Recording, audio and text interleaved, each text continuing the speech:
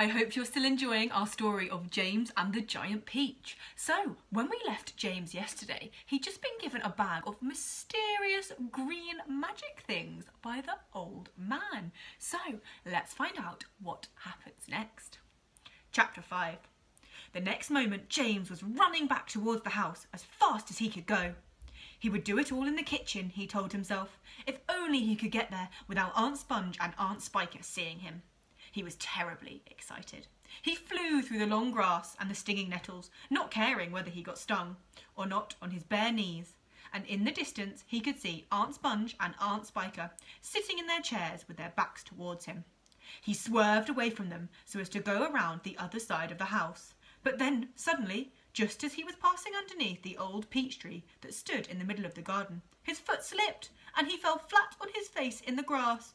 The paper bag burst open as it hit the ground, and the thousands of tiny green things were scattered in all directions. James immediately picked himself up onto his hands and knees and started searching around for his precious treasures. But what was this? They were all sinking into the soil. He could actually see them wriggling and twisting as they burrowed their way downwards into the hard earth. And at once he reached out his hand to pick up some of them before it was too late. But they disappeared right under his fingers. He went after some others and the same thing happened. He began scrabbling around frantically in an effort to catch hold of those that were left, but they were too quick for him. Each time the tips of his fingers were just about to touch them, they vanished into the earth. And soon, in the space of only a few seconds, every single one of them had gone. James felt like crying. He would never get them back now. They were lost, lost, lost forever. But where had they gone to? And why in the world had they been so eager to push down into the earth like that? What were they after? There was nothing down there. Nothing except the roots of the old peach tree and a whole lot of earthworms and centipedes and insects living in the soil. But what was it the old man had said?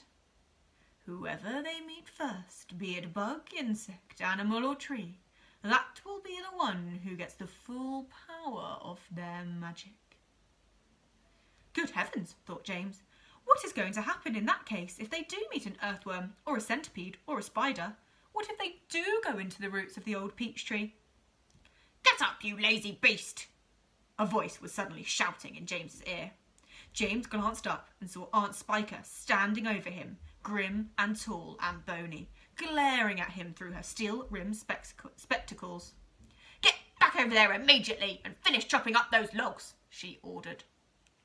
Aunt Sponge, fat and pulpy as a jellyfish, came waddling up behind her sister to see what was going on. Why don't we just lower the boy down the well into a bucket and leave him there for the night, she suggested. That ought to teach him not to laze around like this the whole day long. That's a very good wheeze, my dear Sponge, but let's make him finish chopping up the wood first. Be off with you at once, you hideous brat, and do some work. Slowly, sadly, poor James got up off the ground and went back to the woodpile. Oh, if only he hadn't slipped and fallen and dropped that precious bag. All hope of a happier life had gone completely now. Today and tomorrow and the next day and all the other days as well would be nothing but punishment and pain, unhappiness and despair. He picked up the chopper and was just about to start chopping away again when we heard a shout behind him that made him stop and turn. So that's the end of that chapter, so we'll have to wait till tomorrow to find out what happens in chapter 6. And you can start having a little think and maybe make a prediction about what is going to happen next. So we know the magic green objects have burrowed into the ground by the peach tree. So have a little think about what might happen next.